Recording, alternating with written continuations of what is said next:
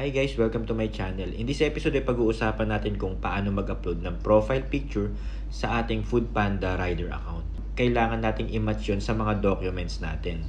At alam nyo naman, tuwing nagsa-sign in tayo sa ating Foodpanda account ay kailangan ng facial recognition. Para rin siguro ma-filter ni Panda kung talaga bang sa'yo yung account for security purposes.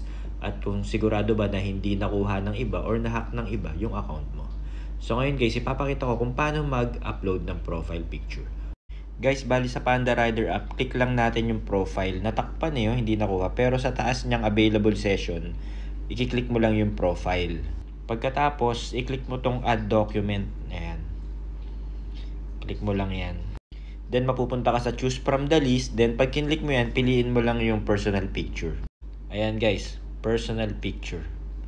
Tapos, kailangan mong maghanap ng lugar na clear yung background para mas mapicturean ka ng maayos. Or kung meron ka ng nakasave na picture, pwede rin yun. Tapos, ito guys yung nakalagay, prepare for a review. Be ready to upload your documents. You will receive notification about the outcome.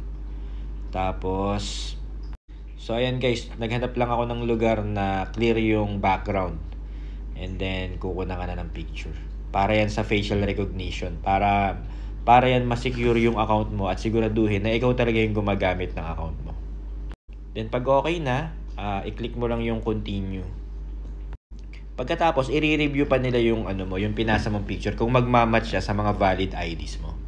Pagkatapos ay makaka-receive ka ng notification katulad nito, your profile update you submitted was approved. So ayun. So in case hindi na magiging restricted yung account mo. So safe na ulit at pwede ka nang bumiyahe sa Foodpanda.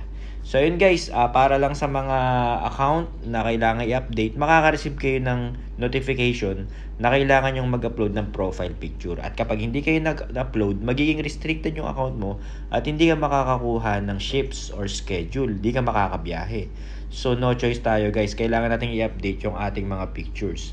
At kailangan mag-match yun sa ating mga valid ID. So kung ang tanong dyan about dun sa mga bumili ng account or sa mga gumagamit ng Foodpanda na hindi ka nila yung account.